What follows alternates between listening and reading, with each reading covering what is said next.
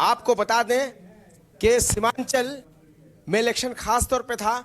ये तय करेगा बिहार की दशा और दिशा, सरकार किसकी बनेगी।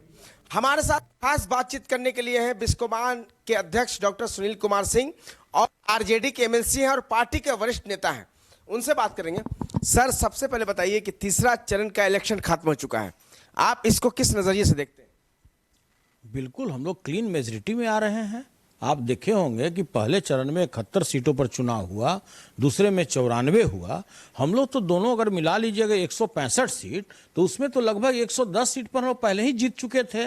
और ये जो लास्ट में 78 सीटों पर जो चुनाव आज हुआ है, तो इसमें तो हम लोगों का राजद का तो पूरा और गठबंधन का तो पूरा लहर बह रहा है। आप ग्राउंड पर जाइए तो आपको पूरा तेजस्वी भव्य बिहार हो गया। आपको कहीं भी दूसरे पार्टी का आता पता नहीं रहेगा। और तो अब 10 तारीख को रिजल्ट आने वाला है। कोई भी शक्ति तेजस्वी जी को बिहार के मुख्यमंत्री बनने से, कोई शपथ लेने से कोई रोक नहीं सकता। आप देखिए, आप मात्र अब 3 दिन इंतजार कीजिए, ये तो सब कुछ सच होने वाला है। संकल्प बदलाव का था और ये सच हो गया। सर, सबसे बड़ी बात है कि सीमांचल इलाके जो आते हैं, खासकर जो है कि बिहार सरकार को मुकम्मल तरीके से बनाने में अहम रखता है। आपको क्या लगता है कि महागठबंधन के पक्ष में जनता ने वोट किया है विश्वास को लेकर? बिल्कुल 100% वहां के जनता ने हम लोग को इसलिए वोट दिया कि 15 वर्ष से जो वर्तमान सरकार है वहां के किसानों को ठग रही थी, आम नागरिक को ठग रही थी। अब आप देखिए, वहां पर जो मक्का का जो मूल्य था 1850 रुपया, 900 रुपये में बेचने पर मजबूर थे। जूट जो किसान है, कोई उनका सूद लेने वाला नहीं है, दर दर का ठोकर खा रहे थे, भुखमरी के शिकार थे।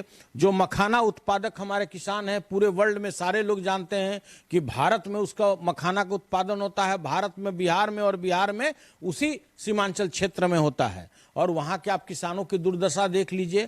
तो ये तो जनता पहले से मन बनाकर बैठी हुई थी, 7 तारीख के इंतजार में थी कि कब आवे 7 तारीख। और हम लोग बिहार के युवा के रूप में और युवा आइकॉन जो पूरे देश में हो चुके हैं, आदरणीय तेजस्वी जी, उनको हम बिहार के माननीय मुख्यमंत्री के रूप में शपथ लेते हुए देखें। लेकिन एक सवाल और है सर, महागठबंधन की सीट हमेशा लगातार किशनगंज के इलाके में रही है, लेकिन इस बार जो है कि देखा यह जा रहा है कि जदयू और एनडीए और बीजेपी के लोग वहां पर मतलब अपनी सीट तलाश करने की कोशिश कर रहे हैं। देखिए, आप तो पहले भी देखे होंगे, आप लोग मीडिया वाले हैं, जितने लोग हैं सब लोग चारों ओर घूमकर देखे।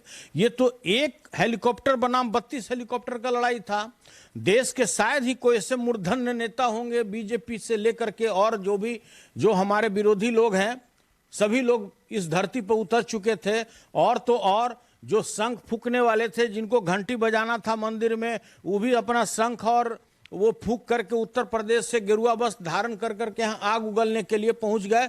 लेकिन यहाँ की जनता तो जागरूक है, बुद्धिमान है, वो तो सब इन लोगों का डिजाइन पहले से समझ कर बैठा हुआ था। आप मुंगेर दंगा कराने का कोशिश किए, आप तेजस्वी जी के ऊपर में आप फॉल्स केस दायर करना चाहे, मर्डर केस का, लेकिन आपका तो कोई तुक्का भिड़ा नहीं। जनता बेहाल है ना, बिहार का बुरी तरह से त्रस्त है। आपने उसको चौतरफा ठगा है, आप किसी को रोजगार नहीं दिए, और हमारे लीडर ने पहले कलम से 10 लाख लोगों को रोजगार देने की बात की। अभी तक सारे नेता बरगला रहे थे कि 10 लाख रोजगार देंगे, अब तो कोई चुनाव नहीं है, चुनाव संपन्न हो चुका। लेकिन मैं आज आपको वादा करता हूं कि हमारे लीडर ने जो कहा है वो फ्लोर पर करके दिखाएंगे। लेकिन सर, एनडीए के लोग भी दावा कर रहे हैं कि सरकार वो बनाने वाले हैं। बिल्कुल, एनडीए को तो पता है ये बात, पहले भी उनको पता था। अगर ऐसा नहीं होता तो नीतीश जी क्यों सरेआम बोलते कि भाई हमारा ये अंतिम चुनाव है? उनको तो यह बात अच्छी तरह पता था कि हम आने वाले नहीं हैं। अगर ऐसा होता तो अमित शाह जी कलकत्ता उड़ के बिहार के ऊपर से चले गए कलकत्ता, आज तक कभी बिहार में आए? कारण क्या था? कोई भी अपने हार का ठिकरा अपने माथे के ऊपर फोड़ना नहीं चाहता है। और अमित शाह जी को भी यह बात अच्छी तरह से पता था कि जिस तरह से नीतीश जी के प्रति जन आक्रोश है, हम लोग जो डबल इंजन का जो सरकार चलाते रहे और जनता को ठगते रहे, इसके प्रति जो उनका जन आक्रोश है पब्लिकों का, उसका हमको खामियाजा भुगतना ही पड़ेगा। और यही कारण है कि कितना भी ये लोग भाषण देते रहे, अब क्या बचा? अब तो लगता है कि प्रधानमंत्री जी अब ब्लॉक तक में भाषण देने लगे। तो भाई देखिए, इससे कोई जनता पर प्रभाव नहीं पड़ा। यहां पर पूरा तेजस्वी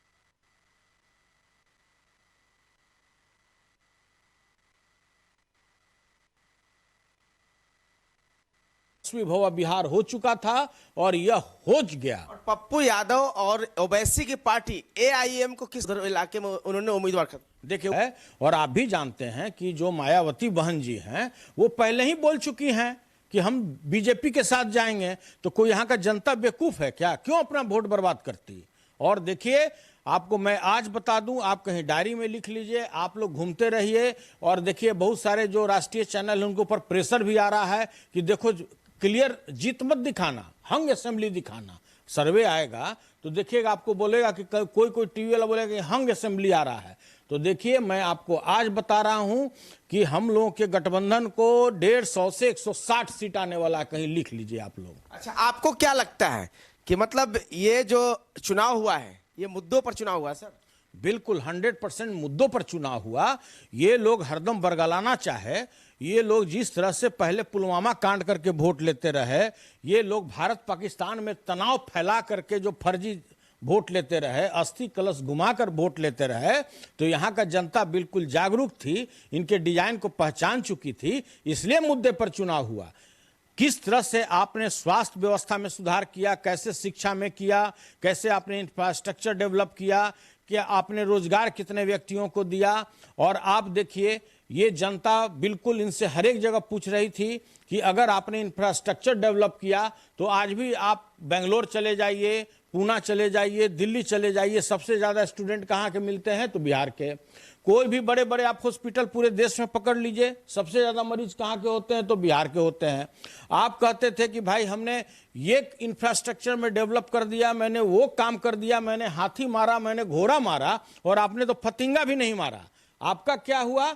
आप सबसे गंदे शहरों में आपका नाम शुमार हो गया, पटना का। आप अरबों रुपया खर्च किए, आप भ्रष्टाचार, आपका जो बांध है, जिस तरह से आप लाखों करोड़ों लोगों को आप डुबा दिए इस बाढ़ में, क्या हुआ? एक साधारण सा आपका तटबंध टूटता है और 16-16 जिला आपका बर्बाद हो जाता है। सैकड़ों जो करोड़ रुपया इसमें बर्बाद हो गया। तो देखिए, जनता यह मन बनाकर बैठी हुई थी कि अब आपके ठगी के शिकार होने वाले नहीं हैं। वो इंतजार कर रहे थे 10 तारीख का कि हम कब तेजस्वी जी को बिहार के मुख्यमंत्री के रूप में शपथ लेते हुए देखें, और वह दिन आ गया।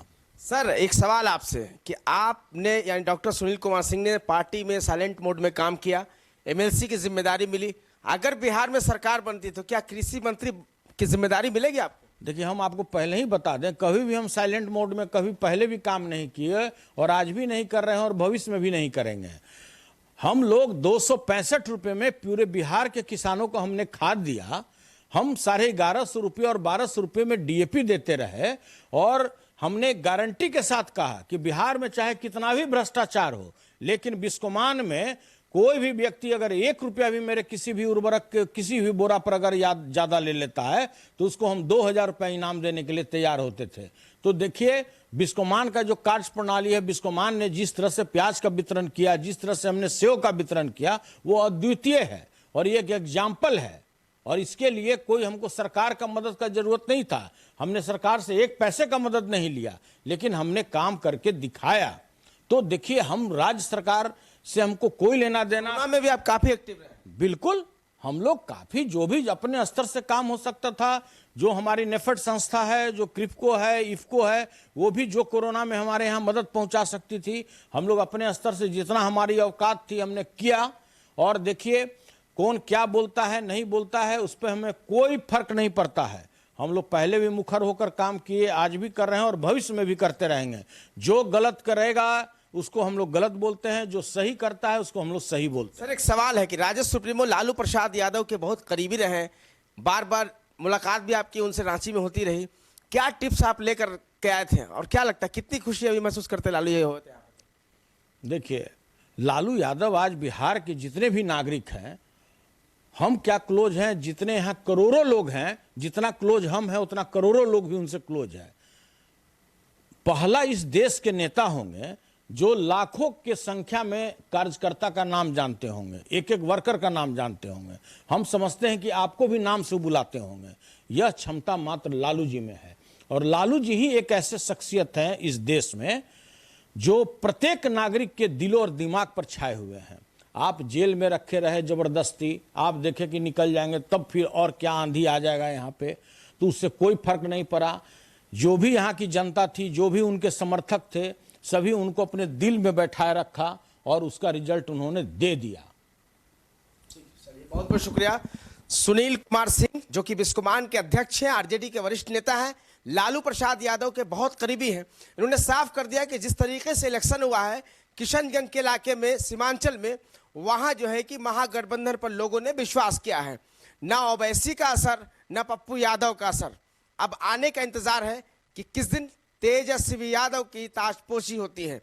इनका साफ तौर पर मानना है कि नीतीश फैक्टर ने भी काम नहीं किया। फिलहाल देखते रहिए सनमार्ग लाइव 7। नमस्कार।